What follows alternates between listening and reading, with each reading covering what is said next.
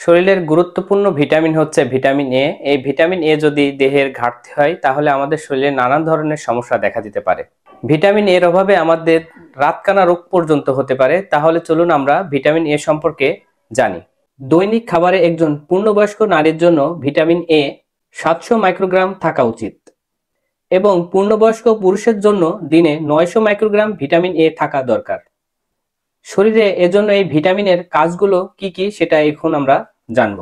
Vitamin A দৃষ্টিশক্তি বৃদ্ধিতে সাহায্য করে, শরীরের কোষ বৃদ্ধিতে সাহায্য করে, রোগ প্রতিরোধ ক্ষমতা বৃদ্ধি করে, প্রজনন ক্ষমতা চালু রাখে, ত্বক সতেজ রাখে, টিউমার ও ক্যান্সারের ঝুঁকি থেকে রক্ষা করে, কোষ, ত্বক, দাঁত ও অস্থি গঠনে ভূমিকা রাখে।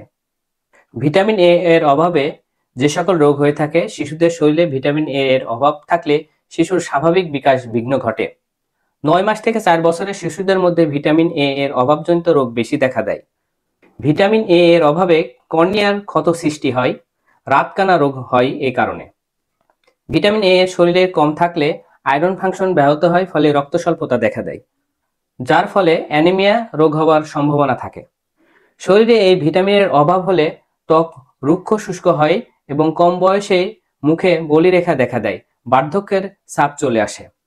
তাছাড়া কিছু গবেষণা থেকে জানা যাচ্ছে যে 21% মানুষের শরীরে টিউমার বা স্কিন ক্যান্সার হয় ভিটামিন এ এর অভাবে।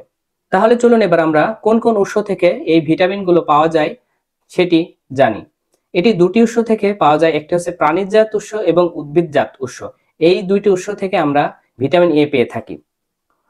উদ্ভিদজাত উৎস হলো হলুদ ও সবুজ শাকসবজি এবং রঙিন ফলমূল। সাধারণত যেসব শাকসবজি বা ফলের রং গাঢ় হয় তাতে ভিটামিন এ এর পরিমাণ বেশি থাকে।